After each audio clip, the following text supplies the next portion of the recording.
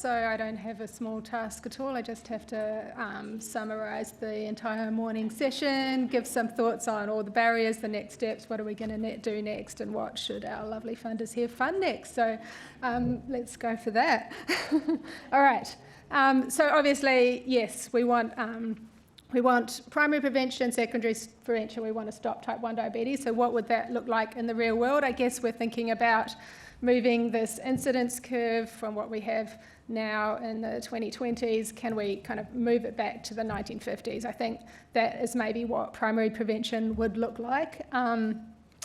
Maybe that means the diagnosis would just come later. So maybe what we're really looking at when we looked at those people who got an early diagnosis, a diagnosis in their teens and their adulthood, maybe what primary prevention means is the people who are getting diagnosed in the very young would be pushed to their teens, maybe the people getting diagnosed in their teens would be pushed to their adulthood and so forth, and that would have a net effect of reducing it altogether.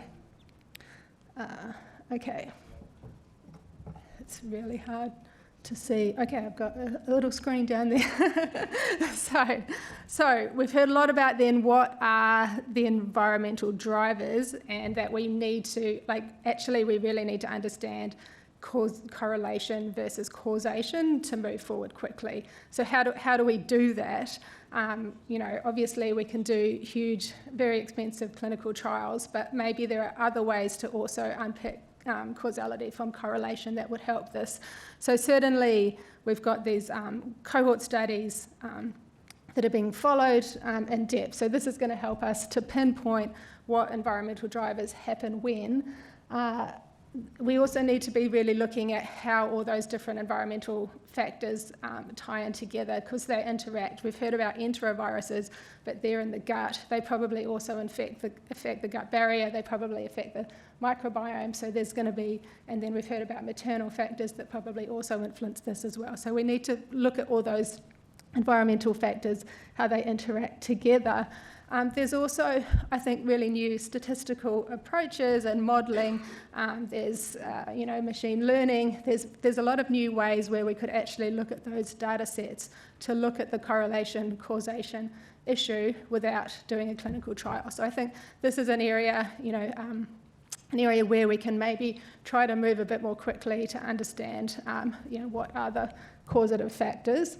And then, of course, we do have to remember that we still need the basic research. We still need the preclinical models to really unpick that as well. We can't affect the need, or we can't neglect the need for basic research and preclinical models and those early things in mechanistic trials too. Okay, so then we've had this big question then of who should preventative interventions be given to?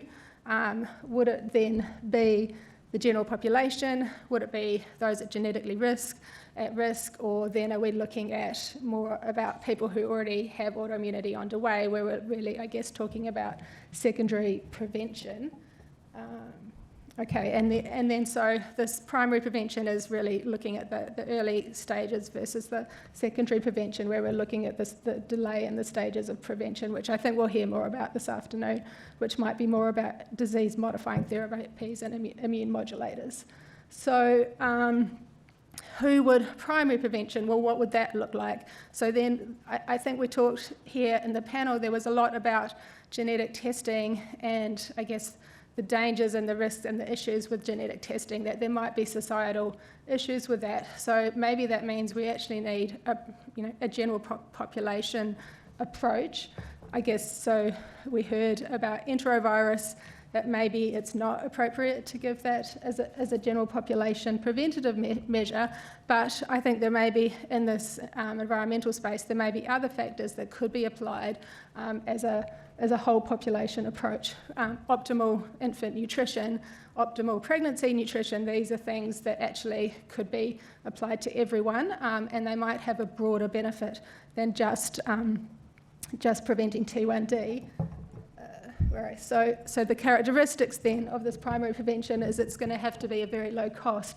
It's going to have to be very, very safe, and then it's got to have that high acceptability. So the viral vaccine might not meet the criteria of having that acceptability. It has to be very simple. And the other thing I was thinking about that, it's this broad health benefit. So maybe what we really need is something that is beneficial not only for T1D. Maybe we can find something that's beneficial for celiac, for asthma, for food allergies, for more than one health. If we can show that, okay, we can identify things that are widely beneficial for paediatric inflammatory immune diseases, this would be much more acceptable to the population.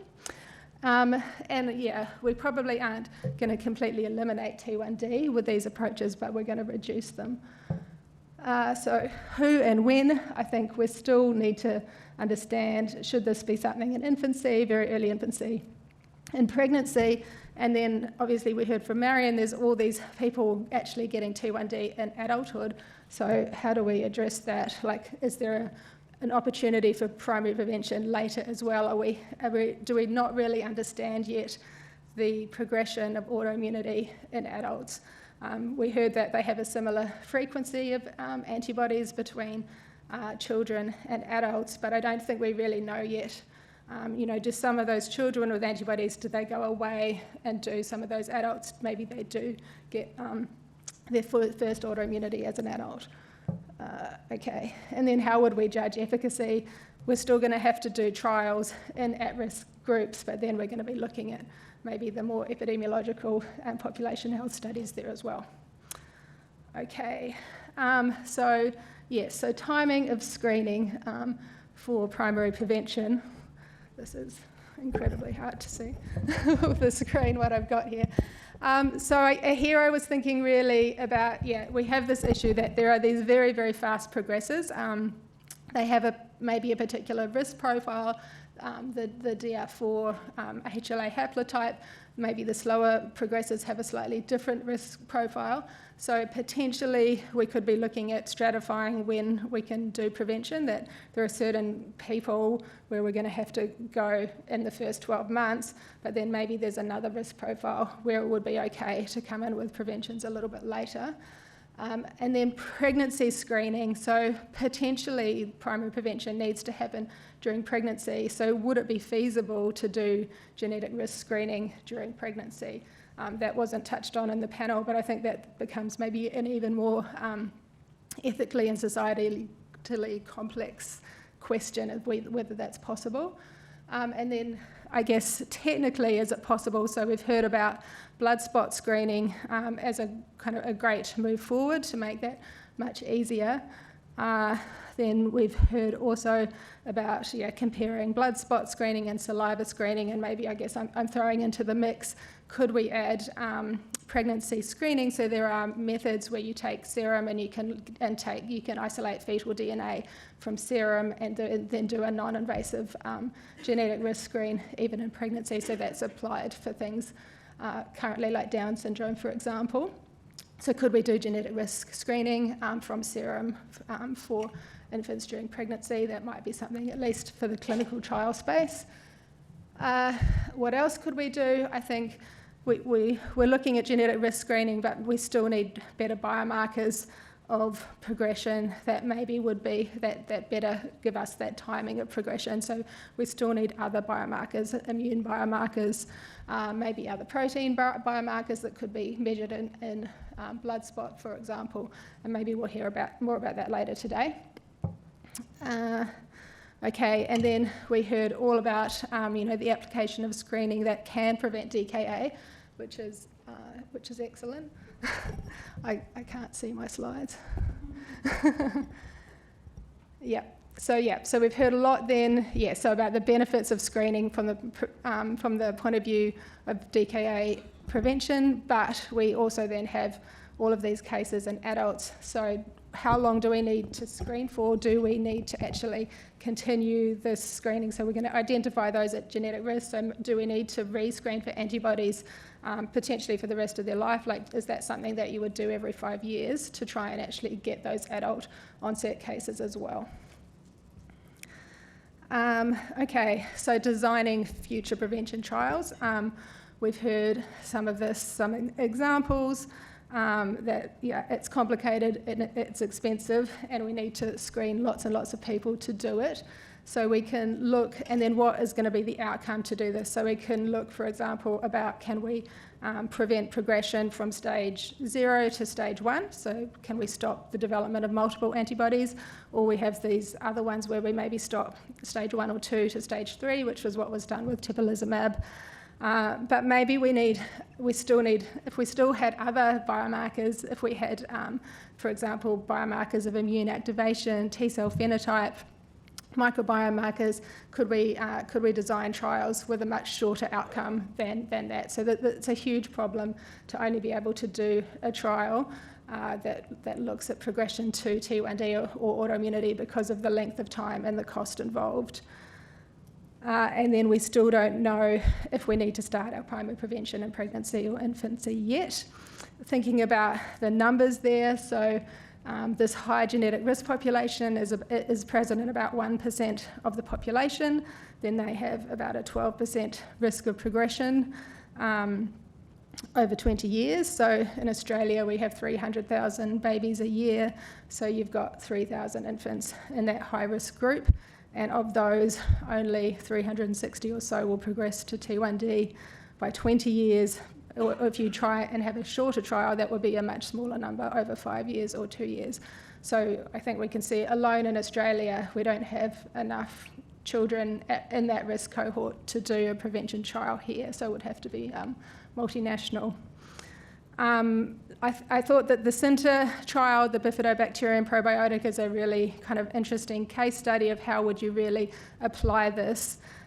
So this is the trial where they're trying to screen children for genetic risk before 6 weeks of age. So they're trying to identify those at higher risk potentially in pregnancy, or trying to do genetic screening in a very fast time, and then get the children on intervention by 6 weeks. But the problem with this is actually the evidence from Teddy was that you need to have a probiotic introduced before you're 4 weeks of old. So even that actually isn't early enough. But for practicality's sake, they're trying to do it by 6 weeks. So this is where it's like, actually, maybe we need to be able to screen for genetic risk even in pregnancy in order to introduce those interventions very, very early.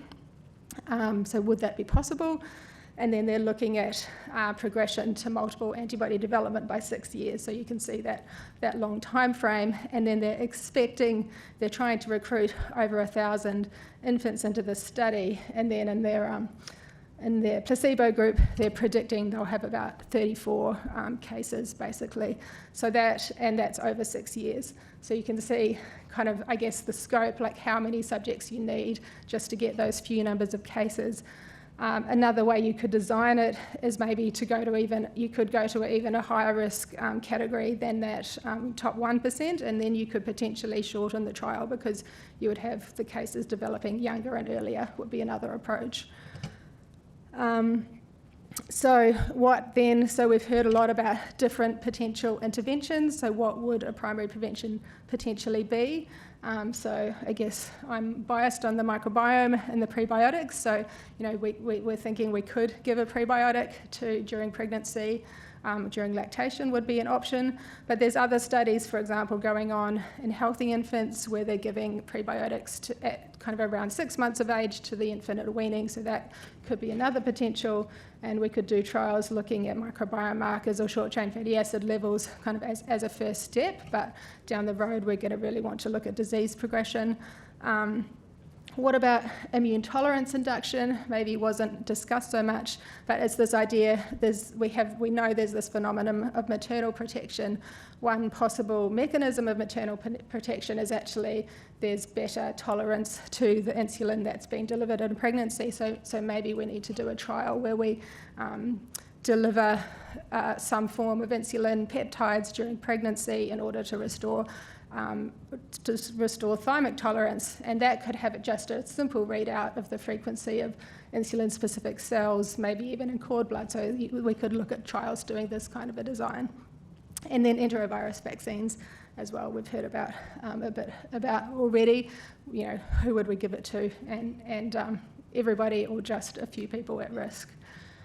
And then we also heard a little bit earlier, I guess, then also about secondary prevention, beta cell preservation and beta cell replacement, but I think this is going to be more the subject of later sessions, so I think I will stop my wrap up there, and yeah, and we've got lunch coming up, so we don't want to interrupt that. Right.